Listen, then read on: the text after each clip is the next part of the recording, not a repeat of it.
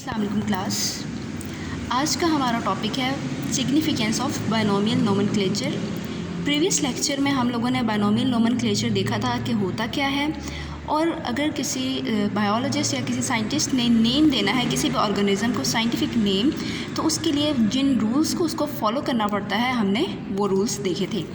आज हम देखेंगे कि उसके सिग्निफिकेंस क्या है, बायनोमियल नोमेनक्लेचर ज़रूरी क्यों है, उसकी इम्पॉर्टेंस क्या है डेली लाइफ में या बायोलॉजी के टर्म्स में। ठीक है, तो let's start our lecture. In biological research common names cause many problems. अब बायोलॉजिकल रिसर्च में हमारे पास क्या है, जो हम लोगों ने कॉमन नेम्स रखे होते हैं, आम नाम, तो उससे बहुत सारे मसाइल पैदा होते हैं, बहुत से प्रॉब्लम्स पैदा होते हैं। Different regions have different names for the same organism. अब इसमें होता क्या है कि हमारे पास जो डिफरेंट किस्म के इलाके हैं, मुख्तलिफ इलाके हैं, उनमें हर एक इलाके का अपना अपना नाम होता है एक ही ऑर्गेनिज़म के लिए। जैसे लेट सपोज़ ये रावलपिंडी है, तो रावलपिंडी में लोग उस नेम को कुछ और कहते होंगे। अब रावलपिंडी से लाहौर चले जाएं तो लाहौर में कोई और नेम होगा उसी चीज़ का, अगर हम कॉमन नेम की बात करें। फॉर एग्ज़ाम्पल, अगर हम एग्ज़ाम्पल देखें तो common name of onion is Urdu. In Urdu is pyaz, but in different regions of Pakistan it is also known as ganda और बासल और वासल। अब अगर हम प्याज की एग्ज़ाम्पल देखें तो कॉमन नेम जो है हमारे पास प्याज का, कॉमन नेम अगर जो है अनियन का अगर हम देखें तो उर्दू में हम उसको प्याज बोलते हैं। लेकिन अगर हम डिफरेंट रीजन्स में देखें, पाकिस्तान के डिफरेंट इलाकों में देखें पाकिस्तान के, तो वहाँ पे इसका नेम हर जगह प्याज नहीं है, कहीं पे लोग गंडा, बासल या वासल यूज़ करते हैं एक अनियन के लिए। In other countries it has other sets of names. और अगर हम बाहर फॉरेन कंट्रीज़ या वेस्टर्न कंट्रीज़ की तरफ चले जाएँ तो वहाँ पे हमारे पास क्या होता है, उनके अपने सेट ऑफ नेम्स हैं, हर एक ने अपना अलग अलग नेम अपने कल्चर के अकॉर्डिंग रखा हुआ है। In science it is known with the single name of allium kappa. अगर हम साइंस में देखें तो अगर साइंटिफिक नेम देखें अनियन का, तो वो चाहे हम किसी भी कंट्री में चला जाएं तो वो एक ही नाम है अनियन के लिए, जो कि एलियम कैपा है। In some cases different organisms are called by the same common name. अब क्या होता है, कुछ केसेस में हमारे पास क्या होता है कि जो डिफरेंट ऑर्गेनिज़म है, मतलब एक ऑर्गेनिज़म नहीं, डिफरेंट जो ऑर्गेनिज़म है उन सब के लिए लोग एक ही नाम यूज़ करते हैं। फॉर एग्जांपल, जैसे the name black bird is used for crow as well as for raven. अगर हम कॉमन नेम काफ़ी लोग यूज़ करते हैं ब्लैक बर्ड के लिए, दोनों, क्रो को भी ब्लैक बर्ड बोलते हैं और रेवन जो है ये भी एक बर्ड ये हमारे पास, इन दोनों के लिए वो एक ही common name black bird use करते हैं।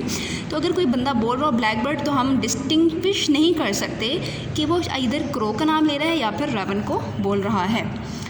Common names have no scientific basis. तो कॉमन नेम जितने भी हैं हमारे पास, जो हम डेली लाइफ में ख़ुद से बोलते हैं, तो उसका कोई साइंटिफिक बेसिस नहीं होती, उसका साइंस से कोई ताल्लुक़ नहीं है।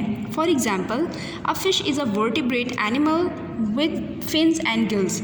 अगर हम एग्ज़ाम्पल लें फ़िश की, तो एक ऐसा वर्टिब्रेट है, वर्टिब्रेट कहते हैं वर्टिब्रेट एनिमल जिसके अंदर जो है बैकबोन होती है, हम उनको कहते हैं वर्टिब्रेट्स। तो फ़िश हमारे पास वो वाला वर्टिब्रेट है जिसके अंदर फिन्स और गिल्स दोनों होते हैं। But several common names of silver fish, crayfish, jellyfish and starfish do not fit the biologist definition of a fish। लेकिन अब जो हम कॉमन नेम्स यूज़ करते हैं फ़िशेस के लिए, जैसे सिल्वर फिश है, क्रेफिश है, जेलीफिश है, स्टारफिश है, ये सारे के सारे कॉमन नेम्स हैं हमारे पास। ये बायोलॉजिस्ट की जो डेफिनेशन है फ़िश की कि फिन्स और गिल्स होते हैं उसके पास, उसको फुलफ़िल नहीं करते। तो अब क्या है, to avoid all these confusions organisms are given scientific names by using binomial nomenclature. अब इन सारी की सारी कन्फ्यूजन्स को दूर करने के लिए ऑर्गेनिजम्स को हम क्या करते हैं, साइंटिफिक नेम दे देते हैं।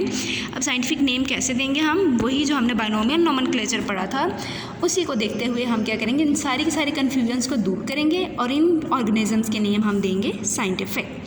The value of the system is due to its wide spread use and the stability of its names.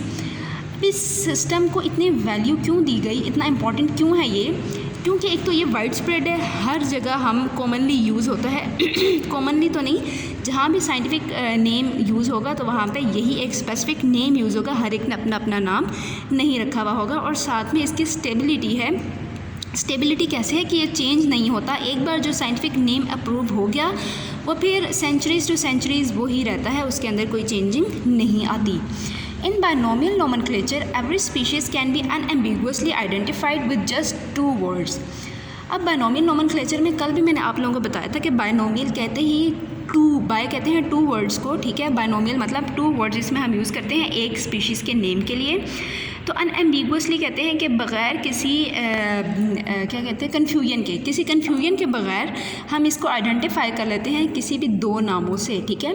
कोई भी एक स्पीशीज़ है उसको हम 2 नाम दे देते हैं एक दफ़ा साइंटिफिक, फिर उसको हम बग़ैर किसी कन्फ्यूजन के, कोई कन्फ्यूजन नहीं रहती किसी भी और किसी साइंटिफिक नेम में, हर एक का अपना अपना सेपरेट नेम होता है। Same name can be used all over the world.